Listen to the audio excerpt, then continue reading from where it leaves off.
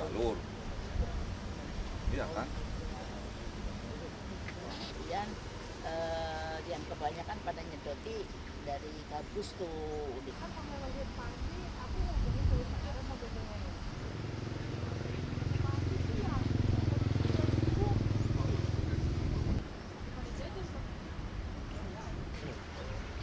Cukup useful. Induction melalui papan outdoor ada di 3 titik, yaitu Kabupaten Indramayu, akan perusahaan dan kebijakan HSE dari perusahaan kami, keselamatan berkendara dan titik kumpul di setiap area pekerjaannya. Kemudian kami juga telah menyediakan rambu-rambu. Selamat datang di Bendung Salam Dharma. Nanti mungkin sebelum kami paparan, nanti mohon dari satu perwakilan dari Bapak Ibu anggota Dewan untuk menyampaikan kira-kira maksud dan tujuan dari kunjungan kali ini adalah untuk apa, barangkali supaya kami tidak keliru menyampaikan informasi. Kami menyampaikan apresiasi kepada Pak Kepala Balai dari PJT dan para pelaksana yang sangat mendengar keluhan para petani, yang begitu respon terhadap keluhan petani, kebutuhan petani. Alhamdulillah setelah berkali-kali pertemuan dan ada respon dari pelaksana juga, yaitu dibukanya pintu 5 dan 6 ya Pak ya, pintu 5 dan 6. Kami hadir di sini tentunya pengen tahu juga progresnya, progres proyek kita ini dan juga target selesai karena Indramayu sudah ditetapkan sebagai Kabupaten Lumbung Pangan Nasional. Kabupaten Lumbung Pangan Nasional itu harus didukung juga oleh semua pihak, semua stakeholder. Nah, kemudian kami harus jelaskan dulu kenapa pekerjaan ini perlu dibangun. Yang pertama barangkali ini yang di depan kita, Bapak Ibu.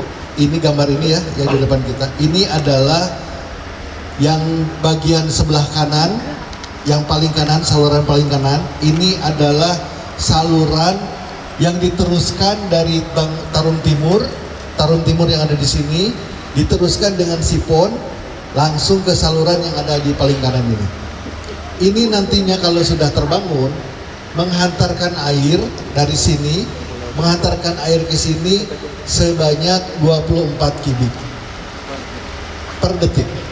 Selama ini yang terjadi, maksimal yang bisa dihantarkan ke sini adalah 18 meter kubik per detik ketika Cipunegara kering. Jadi yang mengcover 35.000 hektar di hilirnya itu hanya 18 meter kubik per detik. Karena juga ini bagian dari aspirasi. Ketika penganggaran yang sudah dislot seperti ini, saya perlu tahu informasi bagaimana akses jalan oleh akibat dampak proyek ini, khususnya jalan lingkungan sinilah paling tidak. Itu dianggarkan tidak? Ini yang tadi bahwa mungkin IRDES dimaksud bisa sarana irigasi desanya atau infrastruktur desa. Nah ini yang menjadi juga pertanyaan pemerintah desa setempat kepada kita. Bukan tidak sedikit Pak, bukan di sini saja, di daerah sana, modelnya di daerah timur wilayah saya juga, itu di samping pekerjaan yang memang tidak simultan, yang memang banyak yang ditinggal, itu menjadi persoalan. Untuk surplus air, bisa menahan air ketika kering air ada, ketika musim banjir bisa menahan air sehingga banjir dan kekeringan bisa diminimalisir untuk daerah Indramayu. Kiranya kalau minta bantuan pompanisasi yang besar untuk masyarakat pertanian di situ bagaimana? Karena biasanya masyarakat bayar solar lagi untuk bisa airnya mau banyak lewat, tapi nggak bisa dari sawahnya. Oke ya? Itu Pak, sehingga beban mereka lebih berat lagi. Kami sudah melakukan verifikasi, khususnya di wilayah Sungai Citarum, ada sekitar 86.000 ya, 86.000 hektar lokasi yang butuh pompanisasi di wilayah Sungai Citarum. 86.000 hektar itu kalau hitungan kami dengan pompa rata-rata 10 liter itu sekitar 10 hektar per pompa, sehingga butuh pompa 8.000 sekian pompa. Nah, ini sudah kami laporkan ke Kementerian Pertanian karena ranahnya pompanisasi nanti ada di pertanian. Saya adalah dari kandang haur, Pak. Jadi selalu kurang dan selalu kurang. Kalau musim ini mungkin cukup ya, Pak. Tapi kalau musim gadu itu ya selalu kurang. Jadi kalau air dari sini itu sudah disalurkan ke sana.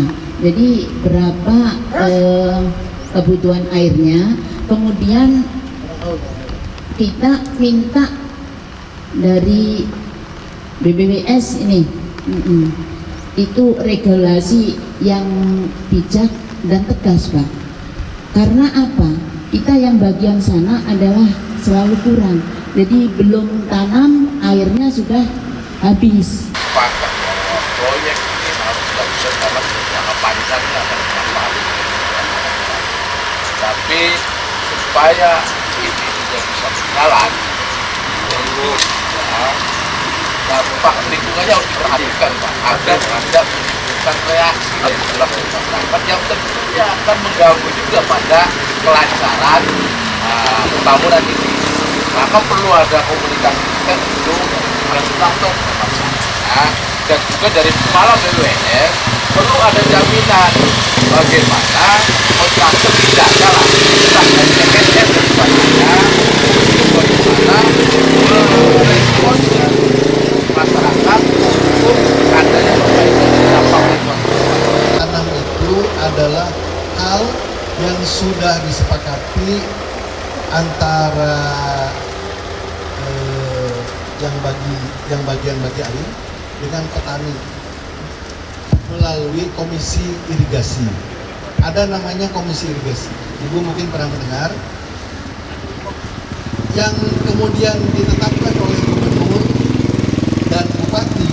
Rencana tata tanam itu adalah usulan rencana tata tanam yang diusulkan oleh komisi irigasi. Di dalam komisi irigasi itu ada P3A, ada kelambatan tanam yang terjadi, dan bukan hanya di Indramayu, di seluruh Indonesia terjadi. Itu kenapa? Apa karena airnya nggak ada? Berarti kami yang harus segera memperbaiki itu. Apakah karena tenaga nggak ada? Kalau tenaga nggak ada, berarti silahkan petaninya sendiri bagaimana cara ngatur. Atau saprodinya nggak ada. Saprodinya mungkin hubungannya dengan petani. Tetapi rencana tata tanam itu adalah hal-hal yang memang sudah sesuai permintaannya petani. Oke,